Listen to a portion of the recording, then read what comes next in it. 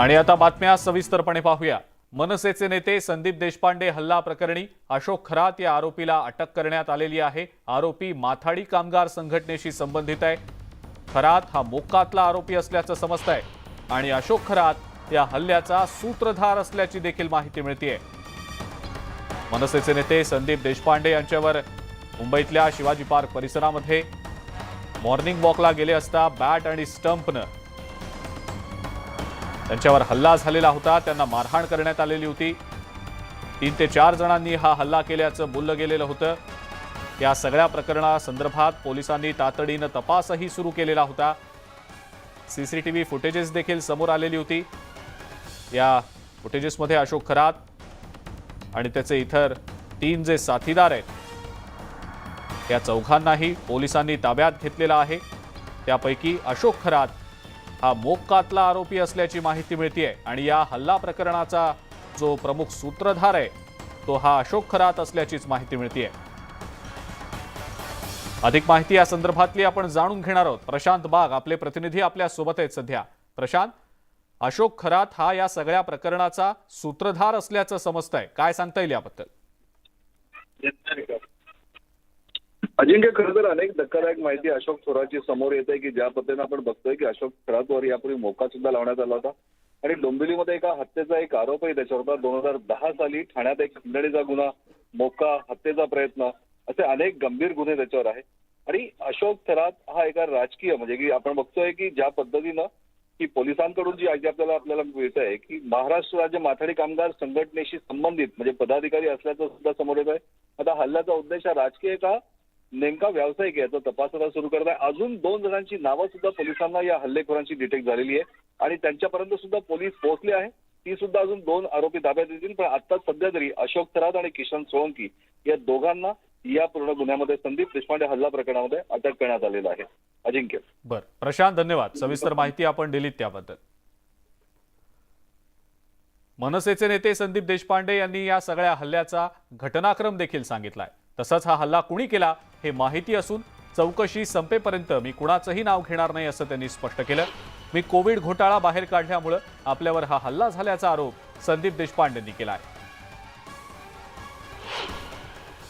आम्हाला तर माहितीच आहे कोणी केलंय ते, पण जोपर्यंत पोलीस चौकशी होत नाही तोपर्यंत त्याच्यावर बोलणं योग्य नाही, कारण गोष्ट तपासात आहे आणि मुंबई पोलिसांवर आमचा संपूर्ण विश्वास आहे आणि मला 100% खात्री आहे की नुसतेच काल शिवाजी पार्कला जे क्रिकेट खेळायला आलेले ते क्रिकेटर्स नाही तर त्यांचे कोच पण कोण आहेत हे मुंबई पोलीस शोधतील।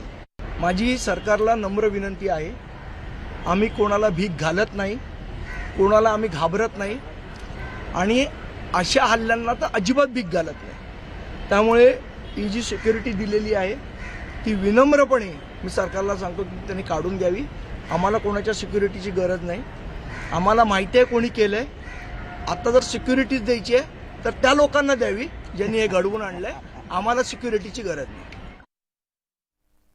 मग ह्याला शिव्या घाल, त्याला शिव्या घाल, आयुक्त निवडणूक आयुक्ताला शिव्या घाल, नाहीतर मग अजून कोणाला तरी शिव्या घाल। आता मी तुम्हाला सांगतो, उद्या जर सुप्रीम कोर्टाचा निकाल जर विरुद्ध गेला ठाकरे गटाच्या तर सुप्रीम कोर्टच्या जजना शिव्या घातल्याशिवाय संजय राऊत गप्प बसणार नाही। प्रॉब्लेम हा, आणि माझी सहानुभूती आहे संजय राऊतांबद्दल की त्यांचा जो काय मेंटल बॅलन्स गेलेला आहे, मला असं वाटतं त्याच्यावर उपचार झाले पाहिजेत।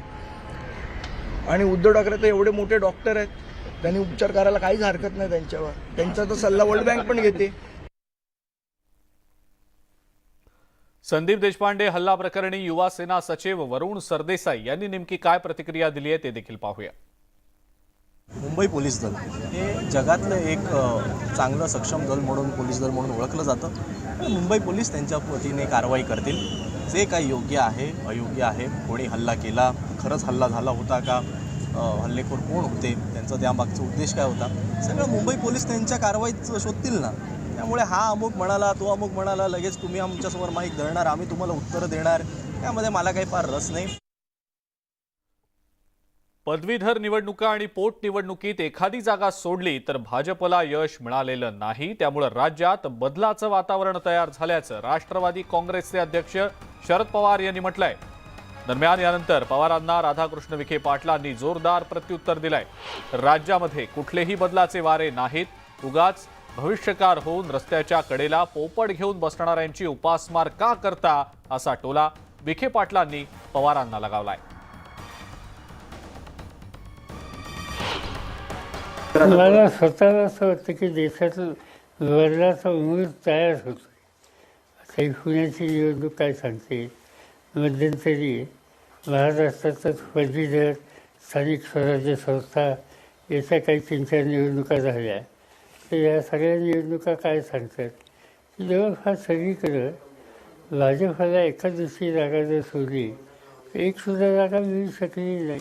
या देशात एक प्रकारच्या बदलाचं वारं हे दिसतंय आणि त्याचे परिणाम उद्याच्या निवडणुकीत बघायला मिळावे अशा अपेक्षा आहे. त्याने तरी आता किमान स्वप्नरंजन करायला थांबवलं पाहिजे. असं आहे की मुळात मी नेहमी सांगत आलेलो आहे की महाविकास आघाडी सरकारमध्ये भविष्यकारांची संख्या फार वाढलेली आहे आणि त्यामुळे रस्त्याच्या कडेला जे पोपट बसत होते पूर्वी भविष्य सांगणारे, त्यांची उपासमार तुम्ही का करता? त्यांचं भविष्याला सांगू दे. तुम्ही वास्तव्याला धरून काम करा. न कुठलं बदलाचे वारे आहेत, न कुठल्या बदलाच्या वारणे बदल करण्याची जनतेच्या मनात इच्छा आहे. कसबा आणि चिंचवड पोटनिवडणुकीच्या निकालानंतर भाजप आणि ठाकरे गट आमने सामने आले. भाजपला जनतेनं जागा दाखवली आहे. कसब्यात मतदारांना पैसे वाटले गेले, पण जनतेनं याला बळी न पडता महाविकास आघाडीला मत दिलं. जर अशी परिस्थिती राहिली तर 2024 मध्ये महाराष्ट्रात महाविकास आघाडीची सत्ता असेल असा विश्वास संजय राऊतांनी व्यक्त केलाय. तर राऊतांच्या या वक्तव्यांना भाजपचे प्रदेशाध्यक्ष चंद्रशेखर बावनकुळे यांनी जोरदार प्रत्युत्तर देखील दिलंय. नक्कीच कसब्याचा निकाल हा या महाराष्ट्र राज्याच्या भविष्यासाठी, राजकीय भविष्यासाठी एक मार्गदर्शक आहे. आणि 2024 पर्यंत महाविकास आघाडीनं मजबूतीने एकत्रितपणे काम केलं तर ही एकजूट दाखवली तर 2024 साली विधानसभेत महाविकास आघाडीच्या 200 पेक्षा जास्त जागा निवडून देतील हे मी आता खात्रीनं सांगतो. आणि लोकसभेला किमान 40 जागा आम्ही जिंकू. ज्यांना आपले लोक सांभाळता येत नाही, ज्यांना आपल्या पक्षातले आमदार सांभाळता येत नाही, खासदार सांभाळता येत नाही, ते काय निवडणुका लढणार आहेत? काय उमेदवार आणणार आहे? कुठनं उमेदवार आणणार आहे? एक एक कार्यकर्ता तयार करायला 30-30 वर्ष लागतो. त्यांनी 40-40 वर्षाचे शिवसैनिक सोडून दिले. त्यांनी इतका अन्यायकारक वागले आणि परवा बघा विधिमंडळाला चोर मंडळ म्हणणे. काय संस्कार आहे, काय पद्धती आहे? त्यामुळं अशा पद्धतीनं जनता बिलकुल निवडून देणार नाही. त्यांच्याकडे निवडणूक लढायला लोक तर उरले पाहिजे. चिंचवडमध्ये मी अजूनही सांगेन की आमच्या सगळ्यांकडून ती चूक झाली काही बाबतीमध्ये. चिंचवडचा विजय हा भारतीय जनता पक्षाचा विजय आहे हे कोणीच मानणार नाही. चिंचवडमध्ये अनेक वर्ष एक जगताप पॅटर्न चालतो, तर जगताप पॅटर्नचा हा विजय आहे. जर उमेदवार निवडताना अधिक काळजी आम्ही घेतली असती किंवा बंडखोर जे आहेत कलाटे त्यांना आम्ही माघार घ्यायला लावू शकत असतो तर नक्कीच निकाल तिथे वेगळा लागला. ही धनशक्ती लाथाडली या राज्यकर्त्यांची. मुख्यमंत्री, गृहमंत्री असलेले उपमुख्यमंत्री, त्यांचं कॅबिनेट एका कसब्यामध्ये म्हणून रोज मंत्रिमंडळाच्या बैठका घेत बसलं होतं. जनतेनं ते सुद्धा नाकारलं आणि तुम्हाला म्हटलं ही सुरुवात आहे.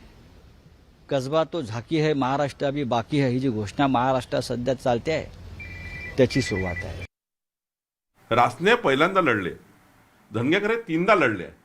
साधारणतः जनतेच्या मनात येतं की 3-3दा बिचार लोक मत मागतात. बा धनगेकरने 3दा मतं मागितले आहेत, तो वारंवार हारतो आहे निवडणुका, एकदा तरी जिंकून जावा अशी कधी कधी लाट येत असतं. अनेक ठिकाणी आपण बघतो सुप्त लाट असतं.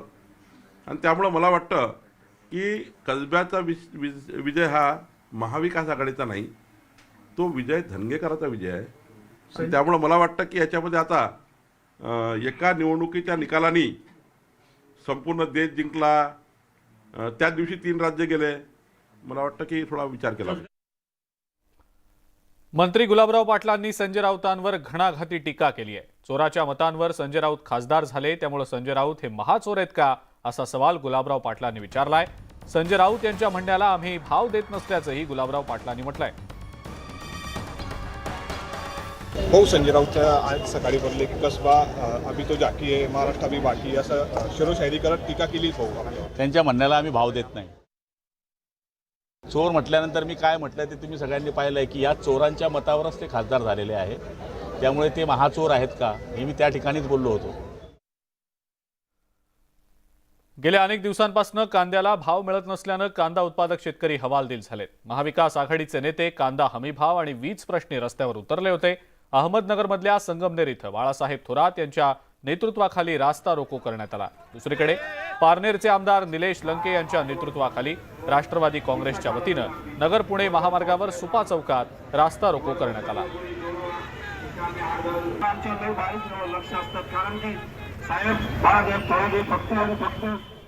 सर्व शेतकऱ्यांचा आक्रोश होता.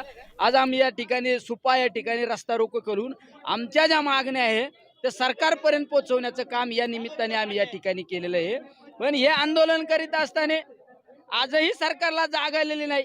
जर एखादा लोकप्रतिनिधी आंदोलनाला बसतो त्या ठिकाणी महसूल विभागातील संबंधित अधिकारी त्या ठिकाणी उपस्थित राहणं गरजेचं होतं. पण या ठिकाणी आम्ही रस्ता रोको करून सुद्धा संबंधित अधिकारी उपस्थित नाही. म्हणजे आंदोलन सुद्धा चिरडून टाकण्याचा प्रयत्न हे सरकार या ठिकाणी जाणून बुजून करीत आहे. नाफेडला कांदा खरेदीच्या सूचना दिल्याचं महसूल मंत्री राधाकृष्ण विखे पाटलांनी सांगितलंय. मुख्यमंत्री एकनाथ शिंदेंनी देखील नाफेडला कांदा खरेदीच्या सूचना दिल्याचं विखे पाटील म्हणाले. सोलापुरात नाफेडतर्फे कांदा खरेदी होत नसेल तर चौकशी करून कारवाई करण्यात येणार असल्याचंही राधाकृष्ण विखे पाटील म्हणाले.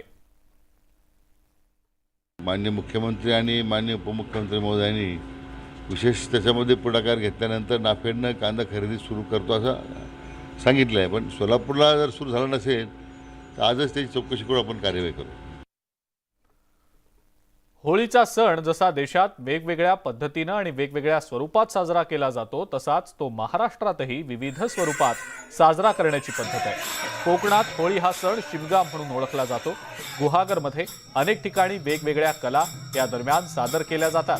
त्यातील एक कला म्हणजे शंकासूर. हे शंकासूर गावागावात फिरत असतात. अशाच काही शंकासुरांशी संवाद साधलाय आमच्या प्रतिनिधींनी.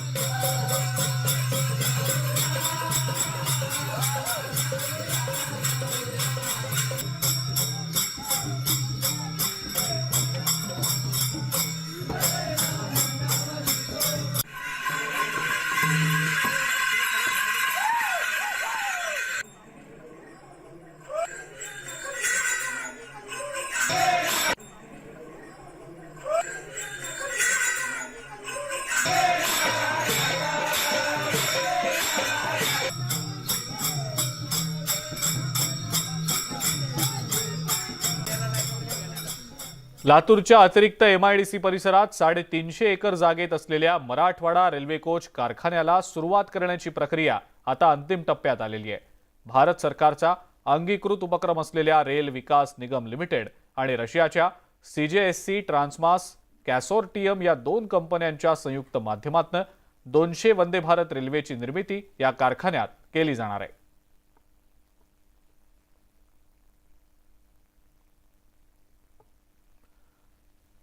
अभिनेत्री तुनिशा शर्मा आत्महत्येप्रकरणी अभिनेता शिजान खानला अखेर दिलासा मिळालाय. वसई सत्र न्यायालयातनं शिजानला जामीन मिळालाय. 1 लाखाच्या सिक्युरिटी बॉन्डवर त्याचा जामीन अर्ज मंजूर करण्यात आलाय. शिजानच्या वकिलांनी 20 फेब्रुवारीला वसई सत्र न्यायालयात जामिनासाठी अर्ज केलेला होता. सत्र न्यायालयाचे मुख्य न्यायमूर्ती RD देशपांडे यांच्या समोर 23 फेब्रुवारी, 25 फेब्रुवारी, 28 फेब्रुवारी आणि आज 4 मार्चला सुनावणी झाली. शिजानसोबत ब्रेकअप केल्यानंतर 15 दिवसांनी म्हणजेच 24 डिसेंबरला तुनिशानं वसईच्या कामण इथल्या सेटवर आत्महत्या केली होती.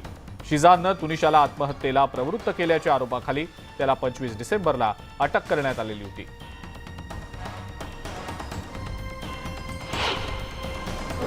शेजान मोहम्मद की बेल अर्जी मंजूर किया है. उन्होंने कहा है कि उनको 1 लाख श्योरिटी बॉन्ड पे रिलीज किया जाए. ठीक है. उसके बाद उनको ये भी कहा गया कि not to influence any of the witnesses, to attend the trial court very regularly. ठीक है. और कोई कंडीशंस नहीं है, क्योंकि अभी तक हमारे पास पूरा ऑर्डर तो आ चुका नहीं है, सिर्फ ऑपरेटिव पार्ट दिया गया है। हमें हमारे जुडिशियल कस्टडी पे हमारे जो देश का जुडिशियल एक्चुअली इतनी मैं खुश हूँ अल्हम्दुलिल्लाह कि मेरे मुंह से अल्फाज ही नहीं निकल रहे हैं। हमें बहुत लंबी जंग हम लोगों ने लड़ी है और बहुत खुशी हो रही है एंड सिस्टम पे पूरा भरोसा था, डे 1 से था, हमने कभी डाउट नहीं किया था। चीजें होती हैं, प्रोसेस होता है, बट अंत भला तो सब भला। के फैंस के लिए दिल से बहुत शुक्रिया। आप लोग तो कमाल हो, मतलब जिस तरह से खड़े रहे हो ना, एक एक पल के साथ आप लोग खड़े रहे हो। और शिजान, हम सब we are blessed to have you guys in our life. Shizaan is blessed to have you guys. और फैंस हो तो इनके जैसे फैंस, पूरी फैमिली शिजान के फैंस ने जो शुरू से लेके अभी तक हम लोगों को मोरल सपोर्ट किया है, इतना सोशल मीडिया पे उसको सपोर्ट किया है, हम लोगों को किया है, दिल से थैंक यू सबका। और शिजान अभी इंशाल्लाह आ जाएगा तो शिजान को जरूर बताएंगे कि उसके फैंस ने उसको कितना सपोर्ट किया। Thank you so much. Thank you everyone. आणि या सगळ्या महत्त्वाच्या बातम्यांसोबतच मुद्दा महाराष्ट्राचा मध्ये आता वेळ झाली आहे इथंच थांबण्याची। ताज्या बातम्या आणि अपडेट्ससाठी बघत राहा फक्त न्यूज 18 लोकमत।